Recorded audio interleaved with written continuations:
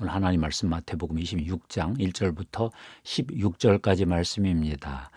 베다니 마리아는 어떻게 십자가의 비밀에 접근했을까 생각해 보았습니다.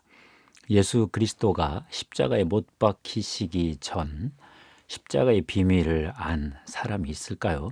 우선 아무도 몰랐다에 한 표를 던지고 싶습니다. 십자가는 하나님 아버지와 아들 예수 그리스도 성령님만 알고 있는 하나님의 경륜에 속한 일이기 때문입니다. 그런데 혹시 사람 중에 십자가의 대속의 비밀, 구속의 비밀을 미리 알았던 사람이 있다면 그 후보는 누구일까요? 한 사람이 떠오릅니다. 베다니 마리아입니다.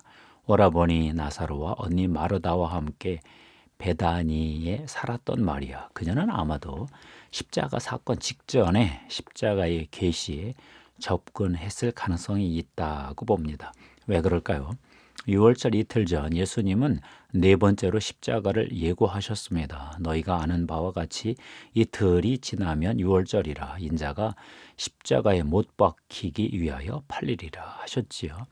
종려주일에 열정이 꺼져가고 있습니다. 더 이상 예루살렘에 입성하던 그날의 승리의 분위기를 찾아보기 힘듭니다.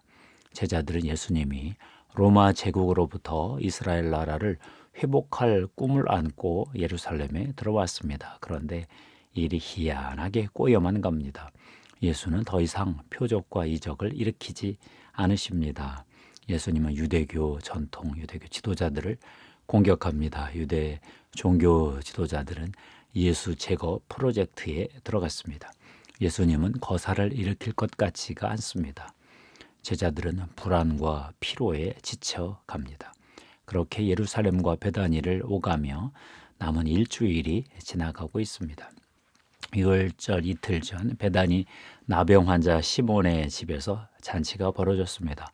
나사로와 마르다와 마리아도 참여했습니다. 거기서 예수를 위하여 잔치할새 마르다는 일을 하고 나사로는 예수와 함께 앉은 자중에 있더라. 요한복음 12장 2절 있지요. 나사로는 예수님 바로 옆에 앉아 있고 마르다는 여전히 봉사의 일을 합니다. 그런데 마리아가 옥합을 깨뜨려 향유를 예수님 머리에 붓습니다. 마태복음 26장 6절 7절입니다. 예수께서 베다니 나병 환자 시몬의 집에 계실 때에 한 여자가 매우 귀한 향유 한 옥합을 가지고 나와서 식사하시는 예수의 머리에 부으니 베다니 마리아는 왜 향유를 예수님 머리에 부었을까요? 예수님이 죽은 오라버니를 다시 살리신 것을 본 후에 예수님이 하나님의 아들이요 하나님이 보내신 메시아다 하는 것을 믿게 되었기 때문일 것입니다. 예수님이 나사로를 살린 장면이 기억에 선합니다. 예수님은 나사로가 장례된 지 나흘이 지나 베다니에 도착했지요. 예수는 비통해 하시며 굴 무덤에 갔습니다. 돌을 옮겨 놓으라. 마르다가 말렸습니다. 주여, 죽은 지가 나흘이 되었음에 벌써 냄새가 납니다. 내 말이 내가 믿으면 하나님의 영광을 보리라 하지 아니하였느냐. 주변 사람들이 거역할 수 없어 돌 문을 옮겼습니다. 죽음의 냄새가 무덤에서 밖으로 확 퍼졌습니다. 코가 막히고 머리가 아픕니다. 예수는 모른 척하고 눈을 들어 하늘을 우러러 보셨습니다. 그리고 기도하셨습니다. 아버지여, 내 말을 들으신 것을 감사합니다. 항상 내 말을 들으시는 줄을 내가 알았습니다. 이미 응답하신 것을 압니다. 그러나 둘러선 무리를 위해 이 말을 합니다. 아버지께서 나를 보내신 것을 그들로 믿게 하기 위해 선포합니다. 그리고 큰 소리로 부르셨습니다. 나사로야, 나와라. 그러자 상상도 못할 일이 벌어졌습니다. 죽은 나사로가 수의를 입은 채로 일어나 걸어 나옵니다. 얼굴에는 아직 수건이 쌓여 있습니다. 요한복음 11장 42절 44절인데요. 죽은 자가 수족을 배로 동인 채로 나오는데 그 얼굴은 수건에 쌓였더라. 수의를 벗기라 하셨습니다. 풀어놓아 다니게 하라. 나사로가 예수를 바라보고 눈물과 웃음으로 번복된 얼굴로 엎드려 절하고 예수님 품에 안깁니다. 순간 온 우주가 멈추었습니다. 사람들의 머리가 하얘졌습니다. 이 일을 어떻게 받아들여야 하나요? 마리아는 어떻게 받아들였을까요? 요한복음 11장 45절에 보면 마리아에게 와서 예수께서 하신 일을 본 많은 유대인이 그를 믿었다 했습니다. 왜 예수님이 마리아에게 와서 하신 일이라 했을까요? 오늘 베다니 마리아는 300데나리온 값어치의 나드 향유를 예수님 머리에 부었습니다. 당시 노동자 1년치 연봉에 해당되는 가격입니다. 제자들이 화를 냈습니다. 이것을 비싼 값에 팔아 가난한 자들에게 줄 수 있었겠도다. 그러자 예수님이 말씀하셨습니다. 너희가 어찌하여 이 여자를 괴롭게 하느냐? 그가 내게 좋은 일을 하였다. 가난한 자들은 항상 너희와 함께 있다. 그러나 나는 항상 함께 있지는 못한다. 이 여자가 내 장례를 위해 내 몸에 향유를 부었다. 베다니 마리아는 어떻게 예수가 하나님의 아들이고 하나님의 메시아라는 것을 믿게 되었을까요? 마리아는 예수님 발치에 앉아 예수님 말씀을 듣는데 익숙했습니다. 누가복음 10장에 예수님이 마르다 마리아 집에 초청받은 이야기가 나옵니다. 누가복음 10장 39절이지요. 그에게 마리아라 하는 동생이 있어 주의 발치에 앉아 그의 말씀을 듣더니 마르다가 속이 탔습니다. 마르다는 준비하는 일이 많아 마음이 분주했습니다. 예수께 이렇게 말했습니다. 주여, 내 동생이 나 혼자 일하게 두네요. 동생을 명하사 나를 도와주라 말씀해 주세요. 주님이 말씀하셨습니다. 마르다야, 마르다야, 내가 많은 일로 염려하고 근심하는구나. 그러나 몇 가지만 하든지 혹은 한 가지만 해도 족한 것이다. 마리아는 이 좋은 편을 택하였으니 빼앗기지 아니할 것이다. 일하는 마르다를 누가 탓할 수 있겠습니까? 그러나 예수는 일보다 먼저 할 일이 있다 하십니다. 주님의 말씀을 듣는 일이 먼저다 하십니다. 적당히 듣는 것이 아니라 깊이 경청하는 것이 중요하다 하시네요. 하나님은 말씀하시는 하나님이시지요. 자기를 알려야 하시지요. 히브리서 1장 1절 2절입니다. 옛적의 선지자들을 통하여 여러 부분과 여러 모양으로 우리 조상들에게 말씀하신 하나님이 이 모든 날 마지막에는 아들을 통하여 우리에게 말씀하셨으니 이 아들을 만유의 상속자로 세우시고 또 그로 말미암아 모든 세계를 지으셨느니라. 선지자를 통해 말씀하시던 하나님이 결국에는 아들을 통해 말씀하셨다는 것입니다. 모세나 엘리야는 하나님의 음성을 듣기 위해 목숨을 걸어야 했습니다. 그만큼 무서운 일이었습니다.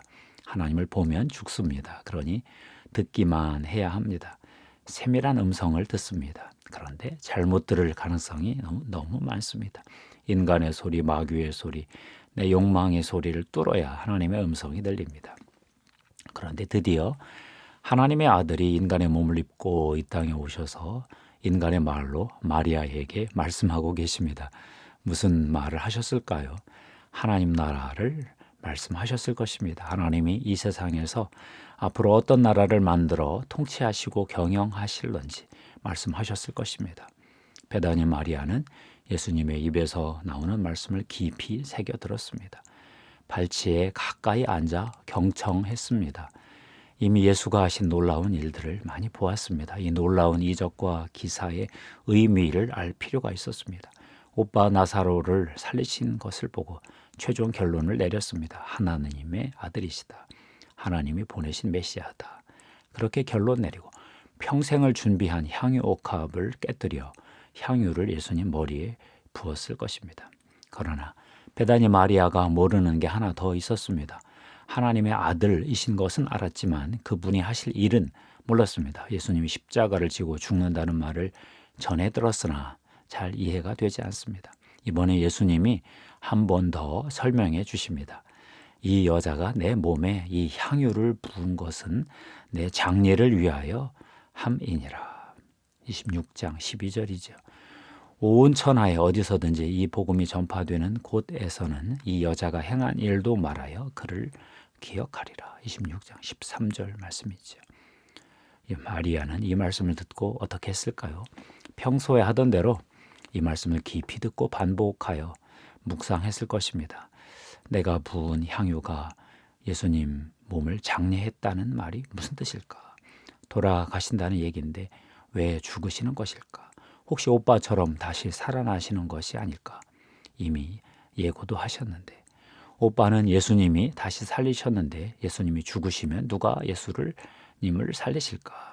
이런저런 묵상이 계속되었을 것 같습니다. 그러다가 혹시 예수님이 내 죄를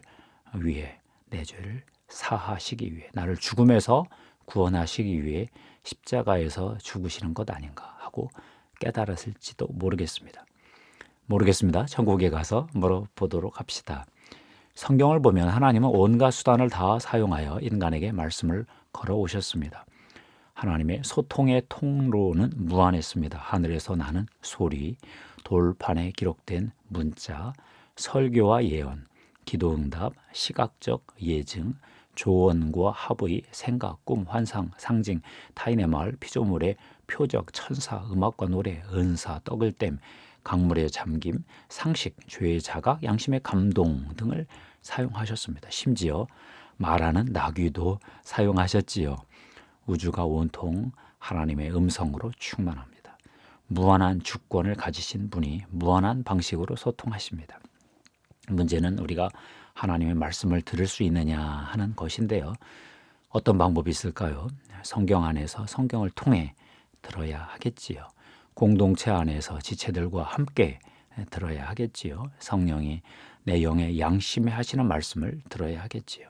말씀을 경청하여 예수가 누구신지, 예수가 우리를 위해 어떤 일을 하신 것인지, 하나님 나라가 어떻게 움직이는지 들어야 하겠습니다. 하나님 나라를 경영하시는 그 경륜을 듣고 하나님 나라 안으로 들어가 사는 법을 알아야 하겠습니다. 최근 천국 간증을 또 들었습니다. 주님과 천사들과 함께 천상에 올라가 자기가 기도한 그 책을 보았다고 하더라고요. 이미 응답받은 것, 날짜까지 있고 앞으로 응답받을 것이 기록되어 있었다고 합니다. 그런데 어느 창고에 가보니 하나님이 받지 않으신 기도가 컨테이너 창고에 가득 쌓여 있었다. 그렇게 말했어요. 기도는 했는데 하나님이 받으실 수 없어 창고에 보관만 해둔 것이라고 천사가 설명했다네요. 세상적이고 정욕적인 기도는 받지 않으시고 하나님의 나라와 하나님의 의를 구하는 기도만 받으셨다는 것인데요. 말로 기도하기 전에 하나님이 무엇을 원하시는지 듣는 기도가 더 중요하다는 뜻으로 이해했습니다. 기도하겠습니다. 하나님 감사합니다. 베다니 마리아처럼 하나님 말씀을 잘 들어 하나님 나라 비밀에 들어가게 해 주시옵소서. 하나님 나라 하나님 백성 되게 해 주옵소서. 하나님의 통치하심을 지금 여기서 이 땅에서 누리고 경험하고 축복받게 해 주시옵소서. 하나님 나라 안에서 하나님의 영광을 경험하고 하나님의 영광을 세상에 나르는 하나님 나라를 확장시키는 백성 되게 하옵소서. 우리 구주 예수님 십자가의 보혈의 피를 뿌리고 덮습니다. 성령님 기름 부음으로 함께 하옵소서. 우리 구주 예수님의 이름으로 기도합니다. 아멘.